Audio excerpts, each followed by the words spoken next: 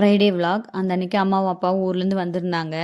அம்மாவுக்கு வந்துட்டு பழைய ஃபோன்லாம் கொஞ்சம் ப்ராப்ளம் பண்ணிகிட்ருக்குன்னு சொல்லிட்டு புது ஃபோன் வாங்கலான்னு பொள்ளாச்சி சத்யாவுக்கு தான் போயிருந்தோம். போய் நிறையா ஃபோன்லாம் பார்த்தோம். அப்புறம் கடைசியாக இந்த ஃபோனை ஃபைனல் பண்ணி வாங்கிட்டு வந்துட்டோம். கல்யாணத்துக்கு முன்னாடியெல்லாம் வந்துட்டு அம்மா தான் நிறையா விஷயங்கள் கற்றுக் கொடுப்பாங்க. எங்கே வெளியில் போனாலும் என்ன பர்ச்சேஸ்க்கு போனாலும் எங்களை கூட கூட்டிகிட்டு போவாங்க. நிறைய எக்ஸ்ப்ளோர் பண்ண வைப்பாங்க. நிறைய விஷயங்களை கற்றுக்கிறதுக்கு அந்த ஆப்பர்ச்சுனிட்டியை க்ரியேட் பண்ணி கொடுப்பாங்க.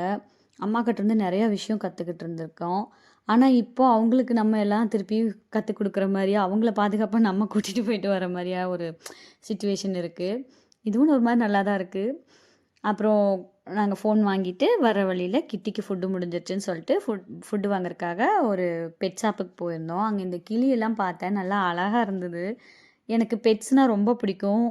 இந்த பேர்ட்ஸ் எல்லாம் பார்த்தா வாங்கி வச்சுக்கணும்னு எனக்கு தோணும். ஆனால் நான் வந்துட்டு வெக்கேஷன் டைமில் 1 மந்த் 2 மந்த் மலேசியா போனால் அங்கேயே இருந்துப்போம். அந்த டைம்லலாம் இவங்க ரொம்ப கஷ்டப்படுவாங்க.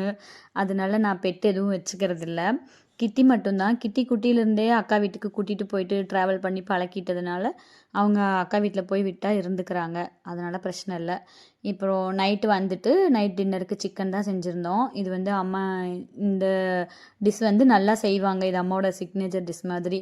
சிக்கன் தனியாக வறுவல் மாதிரியும் அதுலேருந்து தண்ணி குழம்பு மாதிரியும் செய்வாங்க. அன்றைக்கி டே இப்படி தான் போச்சு.